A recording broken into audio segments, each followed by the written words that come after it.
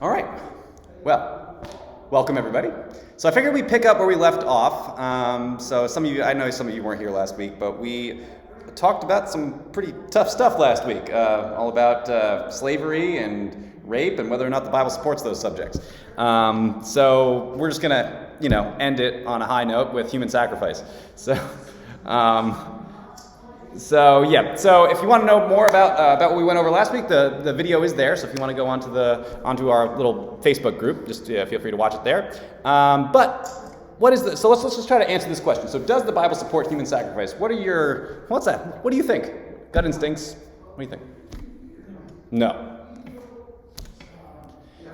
Good. Yeah, so that is pretty much a solid no. There's really no reason to believe that. There's only reasons that you can misconstrue the Bible to think that it says that. But this verse just kind of states it clearly. So you shall worship the Lord your God. You shall not worship the Lord your God in that way, meaning the way of the pagans. For every abominable thing that the Lord hates, they have done for their gods. For they even burn their sons and daughters in the fire to their God. So he's calling the act of burning your sons and daughters to your God as an abominable thing, something that the Lord hates. And so this is a pretty strict condemnation of human sacrifice in any way. So, but how on earth could they even try to make the case that the Bible does support human sacrifice when God condemns it multiple times, like not just once? So they actually look to this little instance that most of us might remember from Sunday school. So God's command for Abraham to sacrifice Isaac. Any ideas as to why this is like an awful example of human sacrifice, or God, condoning human sacrifice? Doesn't happen. There's no human sacrifice, right? So Abraham never actually sacrifices Isaac. So that right out the gate, you can't use that as an example. The best you can do is say that God commanded it. But of course, if God commands something and it doesn't happen, he kind of knew it wasn't going to happen. What was the intent? What's really going on with this story, or with this event in history? So God did not actually allow Abraham to sacrifice Isaac. God used this circumstance to test Abraham's faith, right? So that was kind of the function. The end goal of God's command to sacrifice Isaac wasn't for Abraham to sacrifice Isaac. The end goal was to test Abraham's faith, right? Because Abraham had shown that he kind of had some moments of weakness there, right? So where he kind of, God promises him that he's going to have more descendants than the stars in the sky, and some time goes on, and Abraham's getting on in age, and so is Sarah, and he's like, this doesn't seem to be happening, and so he ends up having a child with Sarah's servant Hagar, and God's like, that wasn't the one I promised you, and then he eventually delivered, Sarah did have a son, Isaac, which was a clear evidence that God's hand was in that, and that probably did. If I had to guess, that was what solidified Abraham's faith. He actually saw this miraculous thing happen because Sarah was like 90 years old when that happened. So that kind of demonstrated that to Abraham this was really that God's hand was really in this. Now, what God's doing in this particular situation is he's kind of allowing Abraham to right the wrong, right? So he had demonstrated his faith was somewhat weak earlier on in his life. He's about to become the founder of Israel.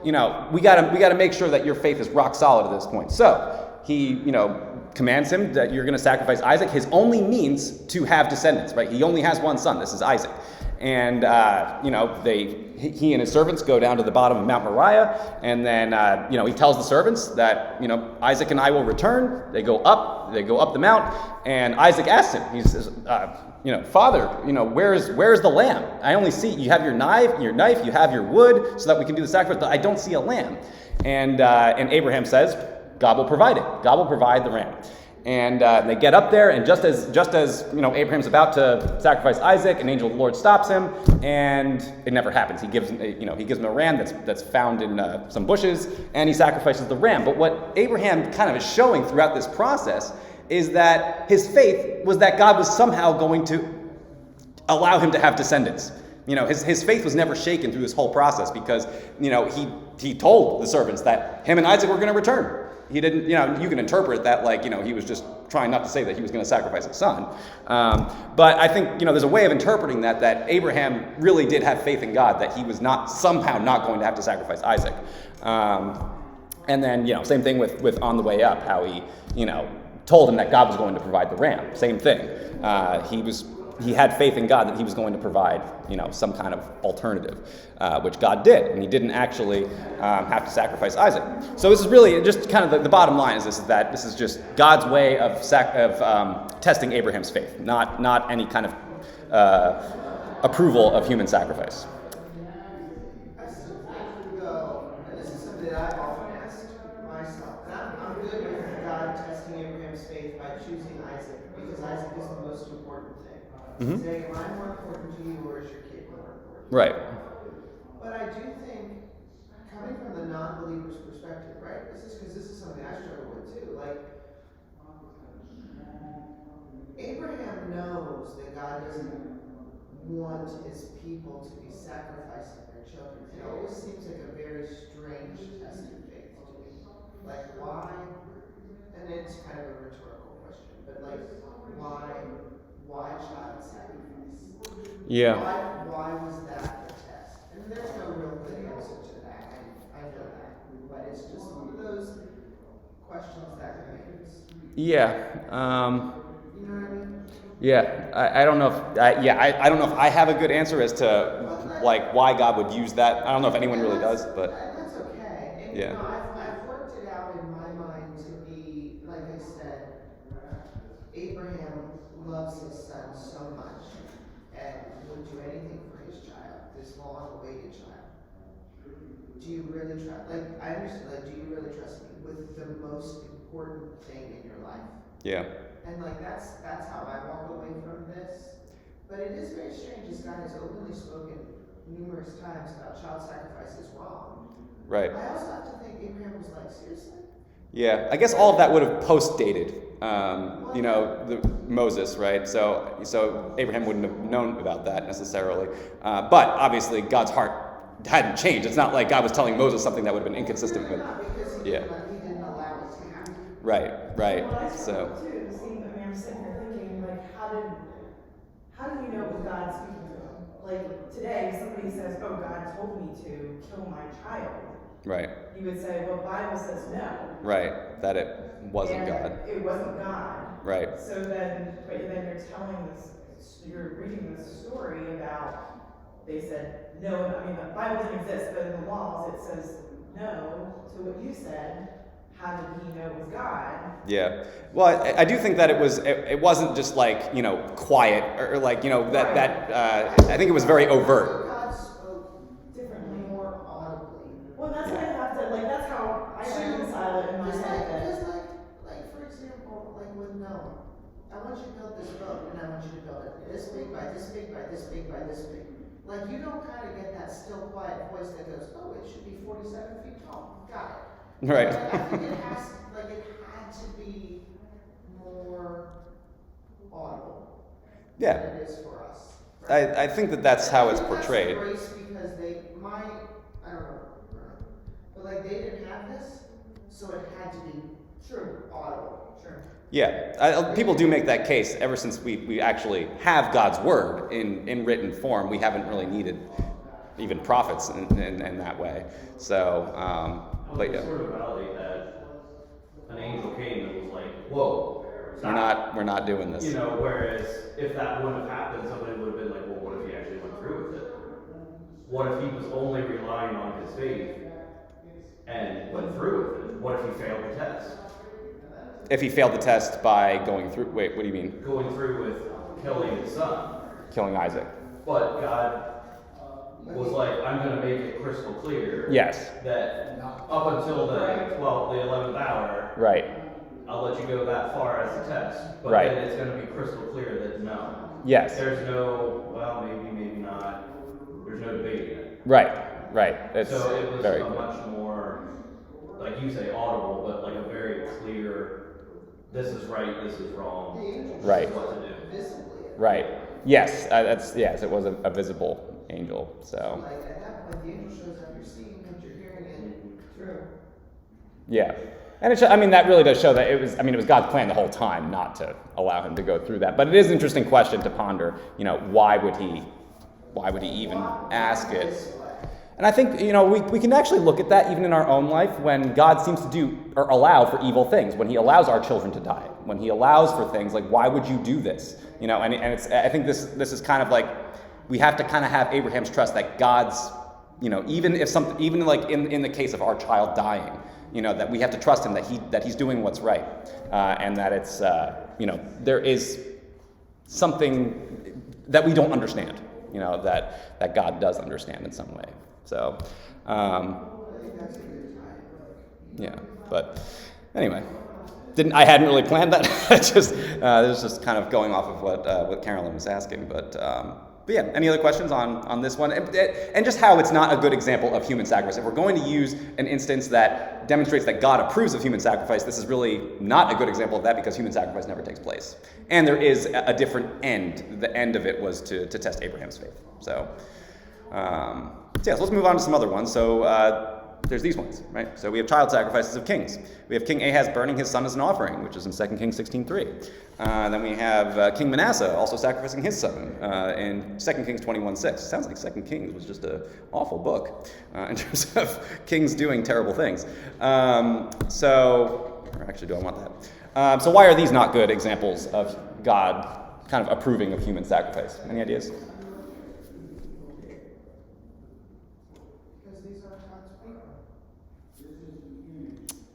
What do you mean? Aren't these some of the kings that have deliberately walked away from God? Yes, right. So they've gone kind of apostate, right? They've walked away from God. So and they're doing things that God does not approve of, right? So we have Deuteronomy at this point. They all know they're not supposed to sacrifice their children, and on top of that, both of these instances actually talk about, especially the second one, it actually said God was provoked to anger. So God is showing his disapproval for this action in the Bible. And then in the first example, it's kind of written in there that it's like likened to the despicable practices of the pagan nations. So the Bible is pretty clear that these are not good things. It's kind of writing about things that happened in Israel's history, but they're not good. These are, I think, I can't remember who was here on the day that we kind of talked about the difference between descriptive and prescriptive passages, but descriptive passages just kind of describe something, right? They're not really telling us you should do this. It's not like the Ten Commandments, which are prescriptive, right? It's kind of like reading a medication bottle, which tells you, you take 2 tablets twice a day for 5 days a week. You're supposed to follow those directions. 10 Commandments would be an example of that. But when you're reading about these examples, this is just describing, events in history that are, in many ways, horrific, right? So, and God does not approve of them. In fact, if anything, he's showing us, don't do this. It can serve as an example for us what not to do. And definitely in these examples of kings committing human sacrifice or child sacrifice even. That's kind of what that's functioning as. Any questions on that? No? Pretty good? I thought that was pretty straightforward. Oh, this is a sad story. This is one of the, not a good one. Okay, so anyone remember Jephthah? Is that a familiar? Okay, so Jephthah's vow. He was a judge in Israel, so there's a lot of interesting stories in the book of Judges. So he's a judge of Israel who vowed to sacrifice the first thing that came out of his house if he defeated the Ammonites. So, he goes to God and he says, Lord, if you help me to defeat the Ammonites, I will sacrifice to you the first thing that comes out of my house. And I always look at this and I'm just like, why would you say that? I mean, what are you expecting to come out of your house? Because maybe, I'll give them the benefit of the doubt. Say that they had like chickens or goats or something in their house and they're just kind of roaming around. If you're coming home from battle, you've been gone for weeks, maybe months, and you come home, is your camel going to be excited about seeing you? It's going to run out the house? No, it's going to be probably one of your family members, which is exactly what happens because his daughter came out of his house. So, he tells her, he's grief-stricken. You can see in this picture, this is kind of like an illustration of what maybe Jephthah might have looked like at that moment. But he tells his daughter, I've made this vow, and her and her virtue, wanted him to follow God in this weird, twisted way. And she just requests that she has 2 months to weep her virginity. And then after this 2-month period, she then returned to Jephthah, who, quote unquote, did with her according to his vow. Now, there have been multiple ways that theologians have interpreted this passage, a kind of a more, a kinder or a more morally sensible, at least to our modern day sensibilities, way of interpreting it was to say that she became a living sacrifice. So she went to the temple and she could no longer marry, kind of like Samuel, right? So where he was kind of devoted to the temple, she was devoted to the temple in a similar way, and and that's why she was weeping her virginity, because she was to be chaste for the rest of her life, basically. Now, that really does go against the traditional interpretation of it, going back to Orthodox Judaism, which has always portrayed this or thought of this as an example of a very foolish vow being carried out in a very literal way. That Jephthah did follow through on that he did actually sacrifice his daughter. And because of that, he is basically an emblem of the fool. Because he made such a foolish vow and actually followed through with it. What's important to note with this vow is when we make sinful vows, which is what this is, we are not obligated to follow through on that. If we make a vow that, I don't know, if the wind blows 5 minutes from now and I'm still sitting here or whatever, I will gamble all my life savings away. Something like that. We are not held to that because we are going to do harm. We are going to commit sin in the process of that vow, right? If we make a sinful vow, we want to repent of that vow and not follow through with it and and then perform an even greater sin. And so the bottom line is that God didn't approve of this. He doesn't want to hold people to sinful vows, and Jephthah is just kind of, he just made a very foolish vow. So, and it's an extremely sad story because, really it's largely interpreted that he did actually kill his own daughter. Any questions on that? So, again, kind of the main thread with a lot of these is that these are examples of things that happen in the Bible, but they never have God's, stamp of approval. And this is kind of another one of those cases. So, consecration of firstborn males. So this is another one that I think you can only interpret as human sacrifice because you've never really read the Bible. So, but any idea as to how people could interpret this as being human sacrifice? So where they go with this is it's because in Exodus 13:2 it says, "Sanctify to me," meaning to God, "every firstborn, the first offspring of every womb among the sons of Israel, both of men and beast, it belongs to me." Now, the way that you would consecrate a beast is that you would slaughter it, right? You would kill the animal, whether it's a lamb or a bull or whatever. And so anytime that you had a firstborn lamb, you would always have to sacrifice the oldest, the firstborn of any of them. And so they interpret this to mean that the same would go for human, firstborns. And so if you had a firstborn male child, you would have to sacrifice it. Now, of course, they would have to think that literally from the time of Moses, potentially, I don't know, to this day, Orthodox Jews would have to be, murdering all their firstborn children, which of course we know, they should know, is not really historical. But Exodus 13:12 actually clarifies by stating that animals belong to the Lord and they are to be sacrificed to the Lord, but human sons are to be redeemed by paying a fee. And actually we know that fee is 5 shekels of silver. So, and that's all in the Bible. So really the only way you can come to that conclusion is because you haven't read 10 verses later. So, just not a good example of human sacrifice either. Then there's the execution of Achan. So some of us might remember this. It's a semi-obscure story in the Bible. But this is when the Israelites go into Jericho, right? So God commands Joshua, okay, you're to go into Jericho, completely destroy it. It's to be leveled. Nothing is to be left, surviving. You're not to take any of the plunder. It's all just going to be destroyed. But then this guy Achan takes some of the plunder for himself, right? And so then they go into this, they're to take over this other city called Ai, or Ai, I never know how to pronounce that city, but it's literally just the letters Ai, and they go into it, but they're routed away. They don't win the battle. And so, Joshua tears his clothes, and he's like, we didn't win, why is this? And he's like, crying out to God, and God says, because you have a snake among you. You have someone that actually took some plunder. And so through this process of elimination, they figure out that it's Achan, and Achan kind of meets a not so good end. So, the Lord commanded that Achan was to be destroyed by fire, right? So, human sacrifice. Yeah. So that's kind of where they're going with this one. And so they say since he was destroyed by fire, this is an example of human sacrifice. Of course, this is not human sacrifice. This was judgment, right? Because what happened? So he's stoned to death first. So Achan is stoned, and then he's burned by fire. The idea being that it was like ridding Israel of its impurities. So not sacrifice, but subject to judgment. So that's what's going on there. Any questions about Achan or that? Why that's not human sacrifice? Cool. Okay, so Jesus' death on the cross. We actually talked about this a few weeks ago. Anyone remember or want me to chime in as to bless you? I don't know who was there for that day, but any ideas as to why Jesus' death on the cross is not God sacrificing his son?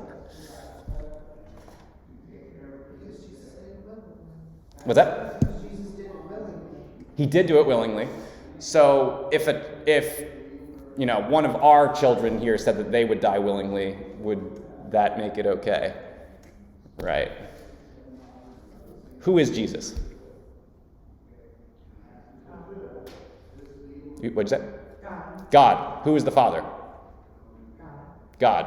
It's God sacrificing himself. Right, so it's just a misunderstanding of the Trinity, is what's going on there. So it's not, if any one of our children, if we were to kill any one of our children, we are two separate entities, right? We might look like them, they might have our image a little bit, but we are not one in our being, right? We are actually two separate entities, and this is where the Trinity it's one of those. So it can't be human sacrifice either. What's that? I said he wasn't actually. He was human, but not. Right. That's actually, it's an interesting point that, he wasn't, he was fully human, he was also fully God, but the God element really kind of changes things.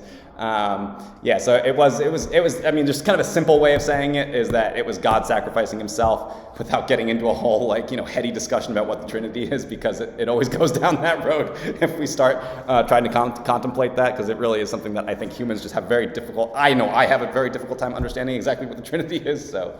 but kind of the simplest way of saying it is that it was him sacrificing himself, God sacrificing himself, not him sacrificing a separate child necessarily. Okay, so we got through that. How much time we got? All right, we got 20 minutes. We're definitely not getting through all of the next subject, but we're going to see what we get through. So far we've discussed. Hold on, let me just pull it up, or else. Here we go. Slideshow. Play from the start. Okay, so where have we been? Where are we going? So we only have a couple of these sessions left. I think I've got maybe a total of 3 classes left at most. So we're kind of wrapping it up. So we are at conversations about science now. So we started this discussion kind of setting the foundation, right? So we kind of had conversations about God, why it's reasonable to believe that God exists, right? And then we moved on to truth and worldviews, why Christianity, at least by my perspective and probably your perspective as well, why it's the strongest worldview, why it's the one that makes the best sense of why the world is the way it is. So that was our second module. And then we moved on to Jesus, right? So conversation about Jesus, why it's reasonable to believe that the resurrection happened, why actually the supernatural interpretation of the resurrection is the most reasonable of all of them, because there's always holes in the naturalist's argument. There's always something that they're leaving out, that they're not considering, when they try to make sense of the resurrection and the evidence for the resurrection. And then we talked about the Bible, right? So why it's reasonable to believe that the Bible is reliable itself, using textual criticism, looking at the history of the Bible. It really does lend itself that if we're going to believe, that Julius Caesar was a real person, well, why wouldn't we believe that the Bible is also chronicling real events in the same way that, honestly, the evidence for the Bible, for the New Testament, is far stronger than it is for even Julius Caesar. So we kind of went through that, but now we're moving on to conversations about science, because this is the main way that I guess skeptics challenge Christianity. They use science as though it's only on their side and it's in opposition to Christianity and other religions, but they love to use Christianity as their main thing that they bludgeon. So we have to have these discussions. In many ways, well, first of all, science has its roots in Christianity. Most of our early scientists, dating back before the 20th century, were Christian themselves. There's that. Additionally, some of the things that science really tries to challenge are not the fundamentals of our faith. right? So Genesis, for example, is the way you interpret Genesis has nothing to do with the 5 core biblical doctrines, right? So the 5 core biblical doctrines, some of you might remember, is that God exists, that Jesus is deity, that he is God, that the resurrection actually happened, that it's, grace that saves us, that it's not something that we do, it's not works, and then the gospel, that we're all sinners, and that that Jesus saves us from our sins, and that we have the promise of eternal life. So those are the 5 core biblical doctrines. What you believe about, Genesis, it doesn't really have anything to do with that, but people try to make the case that it does, and if we leave those questions unanswered with our kids, if we never address the concept of evolution, if we never address the origin of the universe, they are going to have a crisis of faith, because science, or just skeptics and atheists in general, are going to give them a very powerful case as to why Genesis could very well be wrong. Okay, so let's just kind of go through it. We're not gonna. Any questions so far? Good. Okay. Views on origins, right? Because this is the primary way that skeptics will challenge Christianity, right? So they challenge the origin story, the origin of the universe, the origin of humanity. So based on the way that you answer this question will determine where you end up along the spectrum of how you perceive origins. So the first question is, was there an intelligent agent involved in creating the universe? And so if you say no, if you say that there was not an intelligent agent, that it was just atoms hitting atoms, that it was just chance or probability, then you're going to say no, and you're going to be a naturalistic evolutionist, or a natural evolutionist, which is where a lot of the atheists in our society sit. They just kind of believe that it was all just a matter of probability.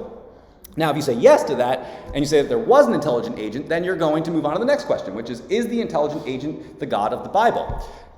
So there are some people that would say that it's either irrelevant, or they might even say no, right? And then they're going to end up in this camp called, they believe in an intelligent designer, right? So some of us might have heard that term before, intelligent design. Intelligent designers don't necessarily believe in the Christian God. They just believe that there was some agent that must be very powerful that is responsible for the origin of the universe. But if you say yes to that, if you say that it was the God of the Bible, then you move on to the next question. And the next question is, did God create humans directly? So meaning without evolution, did he actually create the first human, from the dust of the earth, and in like a rapid manner, where it wasn't like something like evolution that did it for him? If you say no to that, you're what's called a theistic evolutionist, where you do believe that maybe God set the original conditions, right? He, exploded the universe, in a big bang, and everything was kind of put into place by God. But essentially, evolution then took over, right? So there's, this primordial goop, and then, amoebas turned into fish, turned into humans, who turned into people with hats and briefcases. So there's that like kind of model, and a theistic evolutionist will try to hold to, yes, I'm still a Christian, yes, I still believe in the Bible, but I think it's basically all poetic and metaphors, and really evolution still holds true. Now, if you say yes, God did create humans directly, you're going to move on to the next part, or the final question, which is, does the Bible indicate that God created the universe less than 10,000 years ago? Now, if you say, we'll do the no. I've been doing no first every time. If you say no, that God did not create the universe less than 10,000 years ago, you would belong in the Old Earth Creationism camp. And then if you said yes to that, you're going to you're going to go to the Young Earth Creationism camp. So sounds weird, but yeah, 10,000 in terms of geologic terms is young. So, and you'll see why that 10,000 number is kind of important in the next couple slides. And most of our discussion today is going to center around Old Earth and Young Earth Creationism. Now, we are going to be addressing kind of scientific challenges, but from both of those perspectives. We're not really going to be looking at it from the theistic evolution perspective, because honestly, a theistic evolutionist is going to pretty much hold that evolution is true. So in many ways, they look very similar to a naturalistic evolution, or natural evolutionist, just that natural evolutionists don't really believe in a God at all. So let's kind of, any questions so far? Good? Okay. So what is Young Earth Creationism? So this is going to be our first question. So their first belief, or their first contention or premise, is that God created the earth over 6 24-hour days between 6 to 10,000 years ago. So and the way that they get that number is through these 4 key pillars of the biblical case for Young Earth Creationism. So the first one is that Genesis clearly states that God created everything in 6 24-hour periods. And when we read Genesis 1, it is undoubtedly the most obvious reading, right? When you read Genesis 1, they're called days, right? So it's, day 1, day 2, day 3, day 4, day 5, day 6. So why wouldn't we interpret that as 24-hour days, right? So it's bar none the most obvious reading, and they are absolutely correct in that. Secondly, we have the age of the earth can be calculated using biblical genealogies. That's how we get that 6 to 10,000 number. So they actually use the ages of various people, kings, prophets, patriarchs, those types, in order to get it all the way back to Adam, right? Who they date to, we'll talk about that in a minute, but about 4081 BC. That's what they date it to. And the reason they can stretch it to 10,000 years because it seems like there might be some generations skipped here and there, so you get this range of 6 to 10,000 years. So 3, we have Noah's flood was global and caused Earth's geological features. So some people will try to say that Noah's flood was local and that it was like only in that region of the world. But for the Young Earth Creationist view to really hold water, given the scientific evidence that we have about certain things, certain geological features, it has to be global. So, actually, well, you know what? I'm different than Paul. I like puns, so that's fine. So Noah's flood was global, and it caused the Earth's geological features. And you'll see how when we start going through like science's evidence, against something like Young Earth Creationism, that they have responses for that evidence, and we're going to kind of go through that. And then finally, the last one, which I've never heard this before, but the book kind of makes a case that old Earth creationism undermines the gospel message from the Young Earth creationist view. That if you hold it in old Earth perspective, that it caused problems with the gospel, and we'll look at that too. But like I said earlier, we want to address these things because regardless of what view you want to hold, whether it's an old Earth or a young Earth, kids are going to be exposed to this stuff, and we're going to want to know, well, what does the old Earth perspective have to say about this? Can it make sense of evolution? Can it make sense of Big Bang, of the way that the Earth's geological features were formed when it seems like they took millions of years to make it? Like, we want to arm our kids with that knowledge so that when they are challenged, in kind of in fields that have a lot of clout, right? So we have paleontology, we have archaeology, we have biology, we have what's another one? Geology, astronomy. These are all of these disciplines assume a very old universe. So we want to kind of arm them with that knowledge. Oh, okay. So the first pillar of the Young Earth Creationist view is that Genesis states that God created everything in 6 24-hour periods. And so what's the evidence for that? So the Hebrew word for day is yom, and it almost always refers to a 24-hour period in the Bible. So notice it says almost, so it's not every single time yom is used. Doesn't always mean a 24-hour day, but the vast majority of times it does refer to a 24-hour cycle. And so they kind of use that to make their case that, like, well, what gives us the idea that Genesis is any different, right? So that's part of it. And then we have Genesis 1:5 that says God called the light day and darkness he called night. And this seems to define the first day as a period of day and night, right? Which is how we define, a day too. It's just a normal 24-hour cycle. And then each day ends with there was evening and there was morning. So similarly, also implies, a similar 24-hour day, kind of the sun rises, the sun sets, we have another 24-hour day.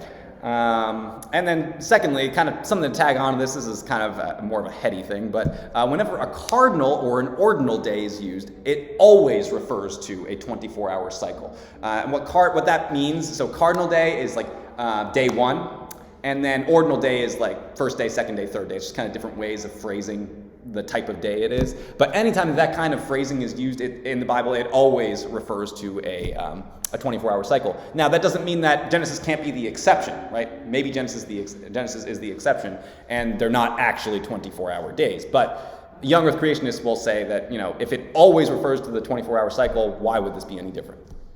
So, and then there are scriptures outside of Genesis that imply that that imply a creation week of 24-hour days. So just an example of this is Exodus 20:11. It says that in 6 days the Lord made heaven and the earth, and rested on the seventh day.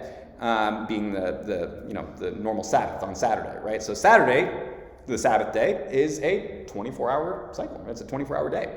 And so they say, well, if the Sabbath day for us is a 24-hour day, why would it be different for, creation? So it's kind of a similar, argument that they're making there.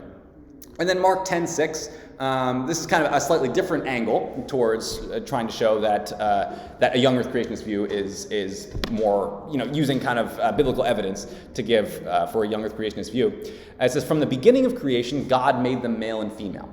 Okay, so when I first read that, I'm like, I don't know what they're trying to say there. But when they say from the beginning of the creation, that was when God made them male and female. Well, it would be kind of misleading if there were millions, if not billions of years of, creation stuff happening before that, and then God makes them male and female. Well, that doesn't sound like the beginning of creation. That sounds like very late in creation. And so they try to say that, if God's going to say from the beginning of the creation he made them male and female, then it must have happened pretty close to the actual beginning, meaning on like the actual sixth day, as opposed to the 6 billionth day.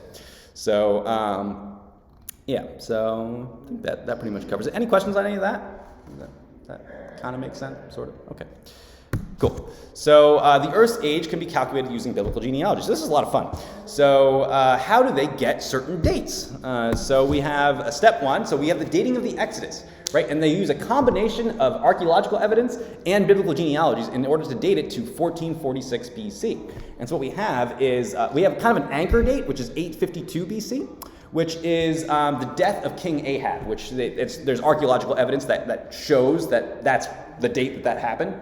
Right? And then you kind of take biblical genealogies back and back and back to Solomon, who would have reigned at around 970 BC. And then we have 1 Kings 6:1 that says that it was 480 years before the fourth year of Solomon's reign. So remember, Solomon started to reign in 970 BC, right? And that we got that by taking it back from King Ahab's death. So you plus 4 to that, which is 966, because you got to go backwards because it's BC. So we get 966 BC. 480 years before that is the Exodus, so 1446 BC. So I know that's kind of like a lot of math involved with that. So don't worry about don't worry about trying to follow me there. But that's kind of how they do it. They use biblical genealogies and archaeology to get to that date of 1446 BC. And then we go back to Abraham, and we just do that using strict biblical genealogy. So we kind of use the ages of the patriarchs and the timing of the Exodus to then get it all the way back to 1951 BC. So, and then getting from Abraham to Adam, similar thing. There's Genesis 11 will take you back from Abraham to Noah, and then that dates the time of the flood to about 2458 BC, and then getting back from Noah to Adam, that's Genesis 5, and that gets us to 4081 BC. So a long time ago. But that was, so you can see, so we're at, year 2023, so that's about 6,000 years ago that happened. So that's how you get that 6,000 number, and then, like I said, with accounting for possible generation skips, you get it to, potentially 10,000 BC. But that's really the maximum. Like, using those skip generations, you can't really go much further than 10,000. So anytime that someone says that the Earth is any older than 10,000, well, that creates problems for a young Earth creationist, so they have to be able to address some of those questions. So, Noah's flood was global and caused the Earth's geological features. Got 5 minutes. So let's kind of go into why this is so important. So the global flood was a necessary part of the young Earth view because of the way science, kind of interprets the dating of certain geological features, whether it's dinosaur bones or whether it's the creation of the Grand Canyon. Anyone know how they talk about the creation of the Grand Canyon? Is anyone familiar with that? So it's a slow erosion of the Colorado River. So the Colorado River just kind of slowly eroded it and eventually creating this very magnificent, canyon. But in order for that to be true, it would have had to. It's a million-year process at least. So that really is incompatible with a young Earth view, and so they have to have an alternative way of explaining that. So Why wouldn't all rivers erode all rocks that way?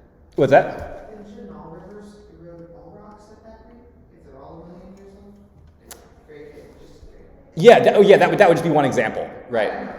So we have lots of Grand Canyons across Millions of Grand Canyons. That would be my response to my kid, would be well, think about that. If that was true here, why wouldn't it be true here? In other places where, yeah. Why isn't there another Grand Canyon in Harrisburg?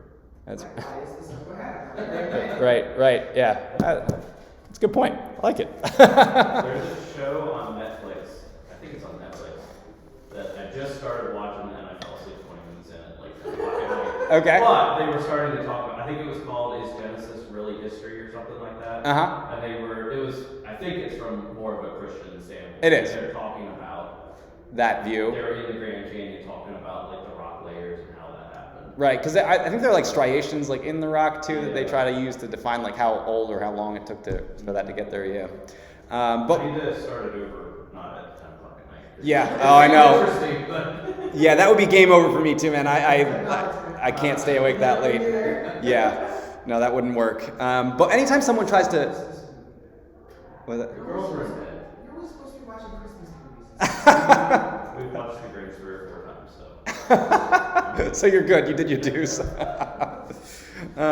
So anytime someone tries to say that, something like the Grand Canyon or mountains, for example, that were created over millions of years, or lakes in some cases, or any kind of fissure that they try to explain happened over very, very long periods of time with these kind of mundane processes where it's something like a river slowly chipping away. They're subscribing to a view called uniformitarianism, which is that natural laws and processes of today were always in operation. So they've been constant. They haven't changed. It's just and just kind of that slow application of that process creates pretty much everything that we see. That's uniformitarianism. And then we have catastrophism, which is that a catastrophic event also caused certain features of the earth. So, which I think honestly makes a lot of sense. Just think of how volatile nature is. Very few things are constant, right? I mean, you have hurricanes, you have tornadoes, you have all these things that are constantly impacting the earth that create certain geological features and structures. And so you can imagine if there were something like a global flood, right, that might have some implications for certain features in the earth. Which is really what they take. They take kind of this global flood, which is kind of the most catastrophic event in the Bible, even worse than something like Sodom and Gomorrah because it was global, right? And they use that as kind of the way to explain a lot of the features that we see in the earth through this catastrophe. And we kind of already talked about kind of gave that Grand Canyon example. So yeah, and we'll talk about that a little bit more in some of the upcoming, although I don't think we'll get to it today, we'll probably get to it next week. We're just going to talk about this real quick, and then we'll wrap up, and we can head on upstairs to worship. So belief in an old earth undermines the gospel. So this is kind of the last point we're going to cover. And they propose that the existence of death before Adam's sin jeopardizes the gospel message, because if you have dinosaurs or animals in general that are dying before the fall, well, the Bible does does say that Adam's sin caused death. It caused that to happen. So when we read Romans 5:12, that's what's going on there, right? So just as sin came into the world through one man, and death through sin, and so death spread to all men because all sinned. Okay, so that's Romans 5:12. So they say it causes gospel problems, particularly in the area of sin. This is another way. So death in creation was initiated by Adam's sin. So in Romans 8:19, it says this: so for the creation was subjected to futility because of him who subjected it. Right. So it indicates that death in creation was also initiated by Adam's sin as well. Now the word for futility, right, is metoietes in the Greek. Now that it doesn't mean death; it means frailty. But they take it as meaning death. Now an old earth creationist is going to say, well, they might have been made weaker, but it doesn't mean that they weren't necessarily dying. But that's just kind of like that. That's their argument. They could be fighting. Who knows? In the animal kingdom is what they're going to say. So we're not going to get to the old earth perspective today, but so you can just hold your questions for next week if you have any about that. And then humans and animals were vegetarian before the fall. So and this is kind of, there's really no way to refute this. The Bible is pretty solid that that animals were vegetarian, that they were plant eaters in the original creation before the fall, and that's Genesis 1:29. So, but yeah, all this kind of basically functions as the cumulative case for Young Earth Creationism in their response to, Old Earth Creationists, which kind of hold that the Earth is actually much older, that the Earth is 4.5 billion years old and such. So, so which one is right? I don't know that I ever really thought about it. Old Earth or Young Earth? Yeah. Oh, so I don't. Yeah, I don't hold to one. Christians on either side. Yeah, there's I've never heard of the two different sides. No? And then I'm sitting here thinking, well, I don't know. I never really. and that's okay. Like I said, I don't hold the views that this causes real gospel issues. In fact, I think it's good to know both sides because it helps our witness, I think. If we can tell someone that's very attached to a naturalistic evolution view, that there are ways of interpreting an old earth that's compatible with Scripture, it can help bridge that gap to get them to the gospel. Because really, the gospel is what we want to get them to. Right. Genesis is not part of those 5 core biblical doctrines, and that's kind of my stance on that. So, but there are people that try to make the case that it is somehow going to cause harm to the gospel I itself. sat and looked at the timeline and said, yes, it's one way or the other. I just always thought, okay, the world was created because it says it was. Yes, yeah, and I think a lot of Christians have done that before. But just in the event that we want to kind of arm ourselves with this knowledge, because our kids are most likely going to come across this at some point, Right. and we just want to kind of protect them from having that crisis of faith, and thinking that something like a challenge to Genesis is going to harm or cause problems for the gospel. Whether it was 7 literal days or 7,000 years doesn't change for Jesus. Exactly, and that's my stance on this whole thing. Yeah. I think that's why I never really thought about it. Yeah. I never questioned it. Yeah, no, it's. That was always one of the explanations as a kid that I heard for dinosaurs was, well, maybe those creation days were 20,000 years apiece. And he created the animals, the dinosaurs, they lived and died, had the whole life cycle Yep. before humans. Yeah, and so. That's what we were told as kids too. Yeah. And then somewhere along the way, we got a Jake really liked dinosaurs when he was little, and we got this whole book about how dinosaurs did exist at the same time as people, and how they disappeared in the flood. And it went into a whole lot of science and.